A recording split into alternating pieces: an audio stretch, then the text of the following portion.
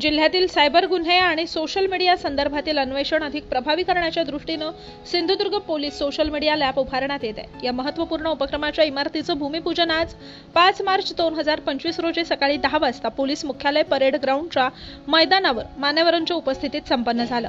ही lab स्थापन झाल्यानंतर जिल्ह्यातील सोशल मीडिया आणि सायबर सुरक्षेच्या अनुषंगाने अधिक सक्षम पद्धतीने गुन्हे अन्वेषण आणि नियंत्रण करता येणार आहे। सिंधुदुर्ग पोलीस सोशल मीडिया लॅबच्या इमारतीचं भूमिपूजन पोलीस अधीक्षक सौरभ कुमार अग्रवाल सिंधुदुर्ग यांच्या हस्ते झालं। तर या कार्यक्रमाला मुख्य मान्यवर म्हणून अप्पर पोलीस अधीक्षक ऋषिकेश रावले, होम डीवायएसपी कुशे, पोलीस निरीक्षक सायबर पोलीस ठाणे सिंधुदुर्गचे निसर्ग ओतारी, पोलीस निरीक्षक जिल्हा विशेष शाखा सचिन हुदळेकर उपस्थित होते। त्यावेळी कार्यालयीन अधीक्षक Nilesh Naik, senior clerk Rupesh Gawas, LCB निरीक्षक पाटील, ओरोस सहाय्यक पोलीस निरीक्षक लव्हे, मंत्रालयीन कर्मचारी सीमादेवी राऊळ, राखीव पोलीस निरीक्षक तोमर आणि इतर स्टाफ उपस्थित होता।